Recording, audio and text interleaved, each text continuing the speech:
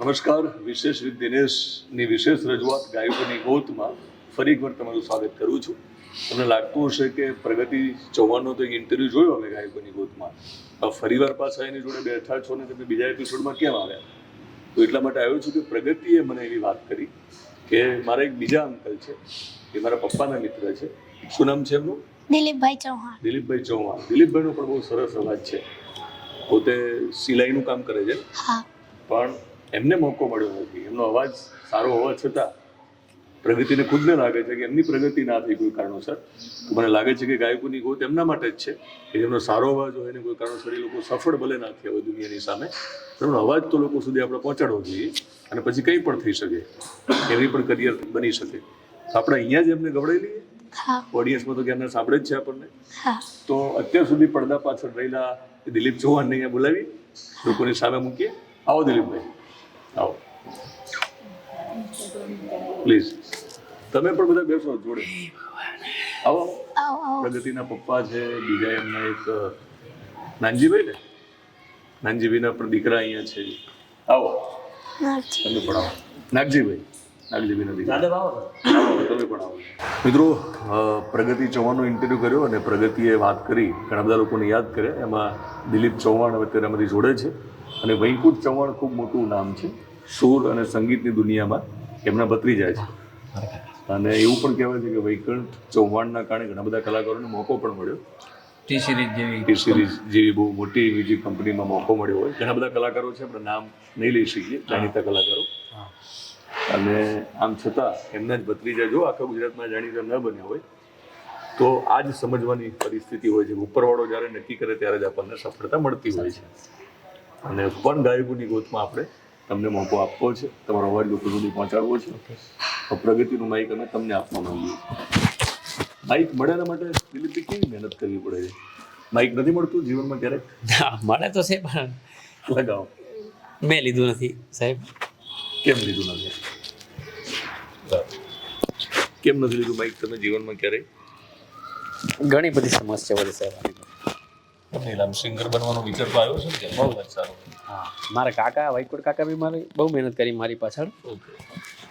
પણ સમય સંજોગ શું હોય સાહેબ કે ચાન્સ ના લેવડાયો. બાકી એમની મારી પાછળ બહુ જ મહેનત તમને કરી. ખૂબ મહેનત કરી. હા, બહુ જ. તમને શું ખાલી મહેનત તો કરે જ છે મારી કેમ પાછળ. જાણીતા સિંગર ન બની શક્યા? હવે એનું રીઝન તો હું નથી જાણી શકતો સાહેબ. ઓકે.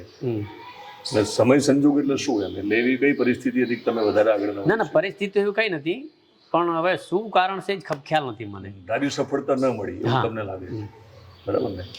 પણ તમારા મિત્રને અને તમારા બધા જ આજુબાજુના લોકોને લાગે તમારો અવાજ બહુ સરસ છે.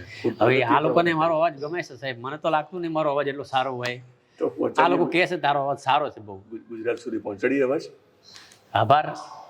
શું ગવડાવીએ પ્રગતિ? ભજન. ભજનથી શરૂઆત કરીએ. ઓકે, હા. કરો. ધૂણીને ધખાવી લગાવું. બિલકુલ. થોડોક અવાજ એમનો બેસેલો છે એટલે એમનો ઈરાદો નહોતો કે એમનો ઇન્ટરવ્યૂ થાય, પણ બેસેલો અવાજ પણ બહુ સુરીલો છે કોશિશ મારી કરું. દૃષ્ટિએ. એટલે બહુ સ્પષ્ટ હું પહેલા જ કરી દઉં છું. ધૂણી રે ધખાવી બેલી અમે તારા નામની, હોજી રે ધૂણી રે ધખાવી બેલી અમે તારા નામની, અમે તારા નામની રે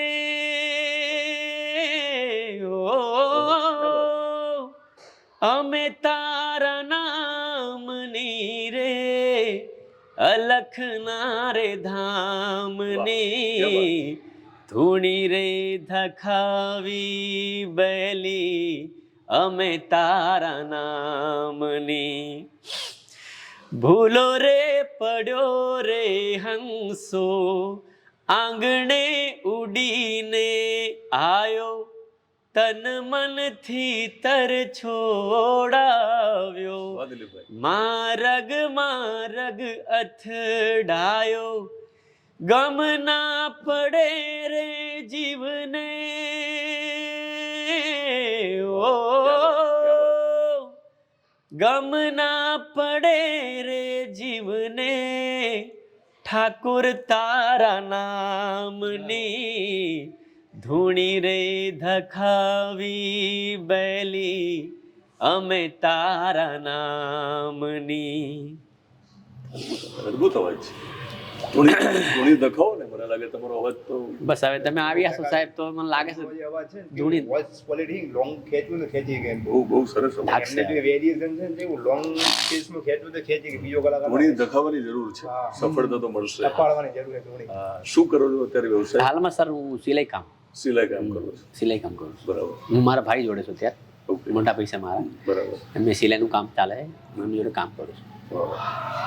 લાગે છે ધૂણી દખાવી જોઈએ તમને હવે? હા હવે લાગે છે મને સાહેબ એમ પ્રયત્ન ચાલુ રાખશો? 100%. પ્રગતિ, તમે જ હવે કોક શું ગયા તો તમે પણ કહીશું. મારને તો કારણ કે આ વ્યક્તિ છે ને એમને ગવડાવવું પડે એવું છે. ઘણી વાર છે ને બહુ ક્રિએટિવ લોકો ધૂની હોય એટલે ધૂની ન એમનું દખાવે. જે વોઇસ ક્વોલિટી રિયલમાં છે ને હિન્દી ગીતો માટેની છે. તો હિન્દી પણ એક એમનું સાંભળીએ. જે જૂના ગીતો છે ને સારું, ઈ ગીતમાં પરફેક્ટ છે. એક આના ગુજરાતી પણ અદભુત ગાય છે. એક હિન્દી એમની થિંકિંગ એવી, એમની અંદરની જે છે ને જે હિન્દી ગીતો માટે focus વધારે વધારે. બિલકુલ. સંભળાવો હિન્દી ગીત. પેલું કયું હમ તેરે સહે એ પણ આના સાનુનું પણ ગઝલ છે ગુલામ અલી સાહેબ. તમને જેમ અને પછી કુમાર સાનુનું પણ જે ગાવું હોય. ओके हम तेरे शहर में आए हैं मुसाफिर की तरह ક્યાં બાત. हम तेरे शहर में आए हैं मुसाफिर की तरह सिर्फ एक बार मुलाकात का मौका दे दे हम तेरे शहर में आए हैं मुसाफिर की तरह मेरी मंजिल है कहाँ मेरा ठिकाना है कहाँ मेरी मंजिल है कहाँ मेरा ठिकाना है कहाँ सुबह तक तुझ से बिछड़ कर मुझे जाना है कहाँ सोचने के लिए एक रात का मौका दे दे हम तेरे शहर में आए हैं મુસાફિર કી તરહ. મિત્રો, આ જીવ ગુજરાતમાં મુસાફિરની જેમ આવ્યો છે અને એક મોકો માગે છે. ગુજરાતનું રિક્વેસ્ટ કરું છું ગાયકોની ગોતના માધ્યમથી કે મોકો મળવો જોઈએ. એવું નહીં કે હવે પણ બહુ બેસુરા પણ ઘણા બધા જાણીતા સિંગર બની ગયા છે. એવું તો ના કહેવાય. એટલે ઘણા એવા લોકો છે જેમાં સુરમાં નથી આવતા. જો એમની પરીક્ષા લેવામાં આવે તમારા જેવા સુરીલા લોકોને મોકો મળવો જોઈએ. બધું નથી આવડતું આજે લોકોને ફાવે એ પ્રકારે? ના સાહેબ, હું સંગીત શીખ્યો જ નથી સાહેબ. ઓકે. એમને મંચ ઉપર જવાની થોડી ડર છે. ફેક હોય ને તો ઈ ફેક તૈયારી થાય નહીં બરાબર, પછી મને કેવું મનમાં થાય કે હું તૈયારી વગર ના ચડું. એક મનમાં ડર રહે સર કે મારી તૈયારી નથી ને હું આ લોકોની વચ્ચે કેવી રીતે ગાવા બેસું. બસ એ ડર મારામાં. પણ ડર કાઢી નાખો ને. અદભુત ગાવ છો તમે. એક હેમંત ચૌહાણનું સોંગ છે ગુજરાતી. તું રંગાઈ જાને રંગમાં તું રંગાઈ જાને રંગમાં સીતારામ તણા સત્સંગમાં ક્યાં બાત. રાધે શ્યામ તણા તું રંગમાં તું રંગાઈ જાને રંગમાં તું રંગાઈ જાને રંગમાં આજે ભજશું કાલે ભજશું ભજશું સીતારામ જ્યારે ભજશું રાધે શ્યામ આજે ભજશું કાલે ભજશું ભજશું સીતારામ જ્યારે ભજશું રાધે શ્યામ श्वास छूट से नाड़ी टूट से श्वास छूट से नाड़ी टूट से प्राण नहीं रे तारा अंग मां રંગાઈ જાને રંગમાં, તો રંગાઈ જાને રંગમાં. ગુજરાત આખું તમારી ગાયકીમાં રંગાઈ જાય એવો પ્રયત્ન છે. તમે વારંવાર ગવડાવીએ છીએ. હિન્દી પણ ગાઓ, હજુ ગુજરાતી પણ મને લાગે છે તમે લોકગીત ભજન ગાઓ. તમારો સરસ અવાજ છે, બહુ ચિંતા ના કરો. એ મારા નખના પરવાળા જેવી ચૂંદલડી રે, મારા નખના પરવાળા જેવી ચૂંદલડી રે, મારી ચૂંદડીનો રંગ રાતો હો લાલ રી, ઓઢો રે સાહેબ જાજી ચૂંદલડી રે, મારા નખના પરવાળા જેવી ચૂંદડી. અરે હો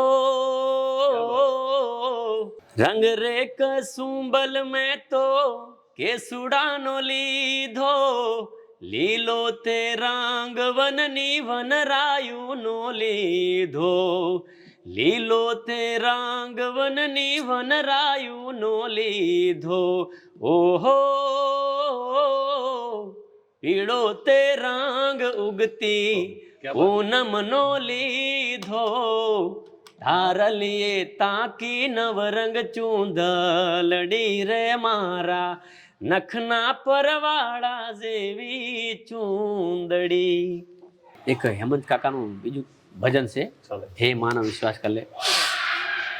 હે માનવ વિશ્વાસ કરી લે, સમય બની સમજાવું છું, આ દુનિયામાં ઈચ્છાથી અવતાર ધરી ને હું આવું છું.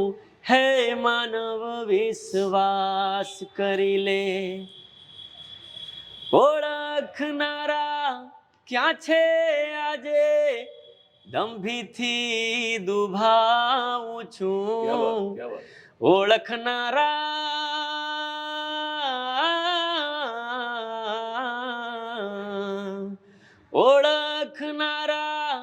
ક્યાં છે આજે, દંભીથી દુભાવું છું.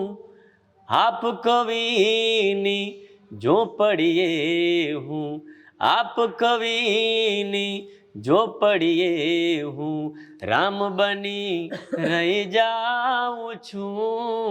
હે માનવ વિશ્વાસ કરી લે. અદભુત અવાજ છે. તમે જતા જતા હિન્દી ગીત સાંભળીએ, પછી કોઈ ગઝલ સંભળાવ્યું તો ગઝલ સંભળાવો, હજુ ગુજરાતી ગાવું તો ગાઓ. કોઈ નહીં મેરા જરૂરત તેરી, લાગે ના जिया देखूं जो न सूरत तेरी, तू है तो दिल धड़कता है, तू है तो सांस आती है, तू ना तो घर घर नहीं लगता, तू है तो डर नहीं लगता, तू है तो गम न आते हैं, तू है तो मुस्कुराते हैं, तू ना तो घर घर नहीं लगता, तू है तो डर नहीं लगता, तू है तो गम न आते हैं, तू है तो मुस्कुराते हैं, कि तेरे बिन सो नहीं सकते, किसी के हो नहीं सकते, तू है तो